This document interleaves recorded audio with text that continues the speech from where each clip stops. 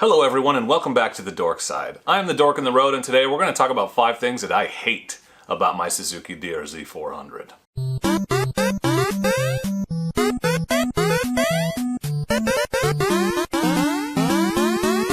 That's right everyone, I'm the Dork in the Road and I want to be your internet writing buddy, so please consider subscribing. Don't forget to turn on those notifications.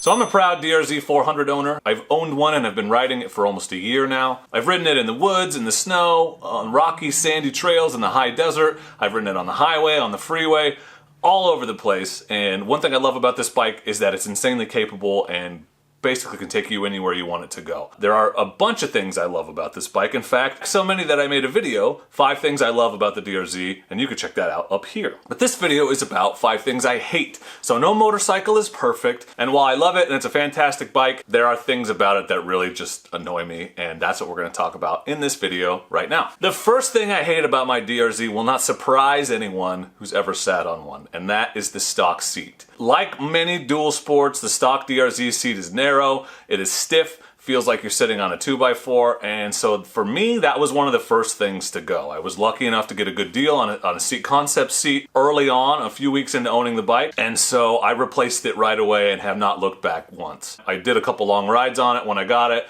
It was immediately clear to me that that was not going to be a long-term solution. So the stock DRZ seat, and yes, this is low-hanging fruit because you could probably complain about this on any dual sport bike, but the stock DRZ seat is not terribly comfortable, and I will say that seat concept seat is a very, very worthwhile upgrade.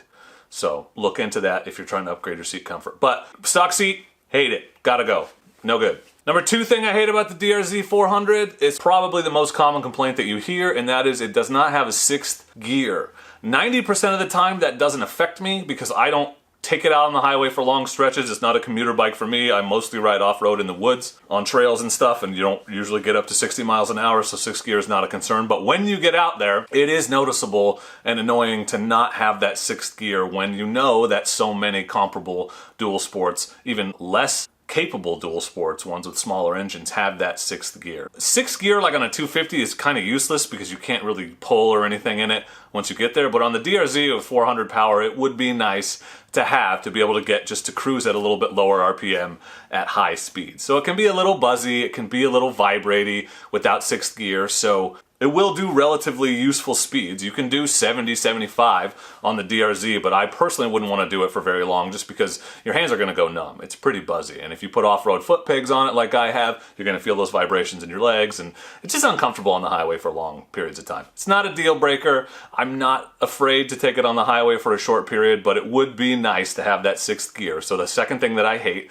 about the DRZ is that it doesn't have a 6th gear. Number 3, and this is one I did not know about when I bought the DRZ. In fact, I didn't know about it until I got into my first oil change, but there are some interesting design quirks unique to the DRZ, and one of them is that the oil is actually not stored in a pan on the bottom of the motorcycle. It's stored in the frame. So the frame, the upper frame, has an oil storage tank in it, and that's where the oil sits and is stored. So the dipstick is actually up on the frame, which is crazy, and I didn't understand how that was working at all. So not only is that just sort of a weird design, it also makes changing the oil really annoying and difficult because you have to run the engine and then stop it and then wait for 3 minutes or so for the oil to then drain back out of the engine into the storage tank. Then you can use the dipstick, stick it in, wipe it off, put it back in, blah, blah, blah, and all of that. So there's no sight glass as a consequence of that. So checking the oil is more complicated and annoying than it should be. This is not a deal breaker, but when you're used to just tipping your bike up and looking at it to check the oil, it is definitely annoying and more of a complicated process. And so it's one of the things that I hate about this bike. So if you're unaware of that, just know that the DRZ is unique and weird, and the oil is stored for some reason in the frame. It's strange to me. Maybe somebody in the comments can explain to me why that is. What's the advantage of having it stored in the frame? I'm not a mechanic. The number 4 thing that I hate about my DRZ is those brittle-ass magnesium cases on the side.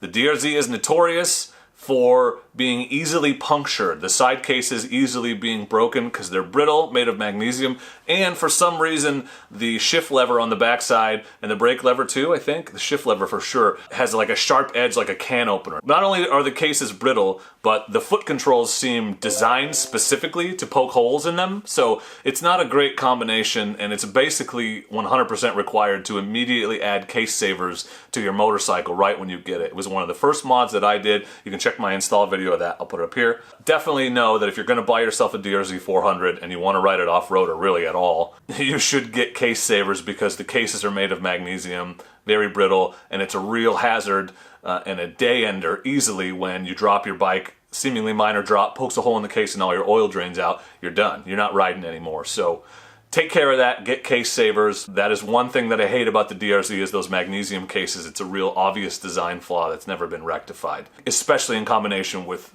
the foot controls and the way that they are have the sharp edges on the backside. Number 5 thing I hate about the DRZ is the oil changes are kind of funky. It's just a lot more complicated than similar bikes that I've had in the past. There are 2 drain plugs with 2 different size crush washers, so you gotta buy 2 different sizes of washers. That's annoying. As I mentioned before, the oil is in the frame, so pouring it in, you gotta do it in a different spot. There's a couple of O-rings that you have to be prepared to replace when you change the oil. You can usually reuse them, but if something were to happen, you wouldn't be able to ride your bike until you get a new one, so I like to keep them on hand. So there's 2 drain plugs, 2 crush washers, 2 O-rings, and a filter that's gotta go in. Compare that to most bikes where it's a simple matter of drain the oil, swap out the filter, put the drain plug back in, fill it back up. It's roughly twice as complicated.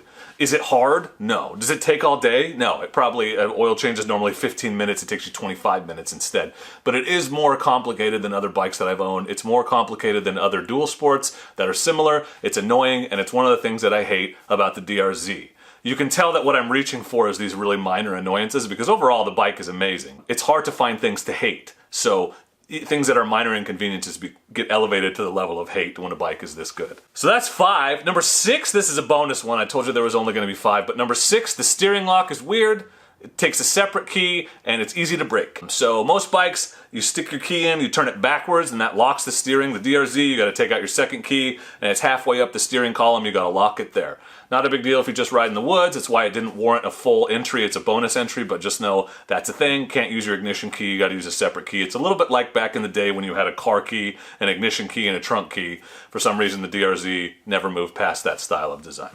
That's 6. Oh wait, is there a 7th? I know there's one you're waiting for. The most common complaint you hear about the DRZ, and I'm sure you thought I was going to say in this video, is it's not fuel injected. I personally don't mind the carburetor that much. Admittedly, my bike is new. I don't know if older bikes have more carb issues, but for me, the only annoying thing about the carburetor has been it's a little hard to start when it's cold, but once it's started and has a chance to warm up, I guess that's the other thing, it takes a minute to warm up, it's been fine. And that's I've had it at elevations from sea level all the way up to 6,000 feet. It's not Colorado here, but 6,000 feet, I'm over a mile high, that's pretty good. I haven't had any problems with that, with the stock carb and everything. So the lack of fuel injection doesn't really bother me, except on cold mornings when it takes me an extra minute or 2 to get the bike started. But that's it. Otherwise, I'm fine with it. I don't care. So lack of fuel injection is not one of the things that I hate about the DRZ. It's not something I love, but it's just fine. It's just been fine for me. So what about you? What do you hate about the DRZ400? DRZ owners, what's annoying to you about the DRZ? As you may have noticed, if you're a fan of the channel, you've been watching for a while, these are some of the things in this video I've rectified. So check out my mods video if you haven't, my full DRZ400 mods video, and that'll show you how I've dealt with the seat issue and the case savers issue and all of that. There's a full walkthrough of all the mods I have on my DRZ. You can get a real closer look at the bike. But for now, and as always, I just want to say thank you very much for watching. I appreciate you. Don't forget to check out the 5 things I love about my DRZ video, because I love my DRZ. So make sure you've gotten both sides of the coin.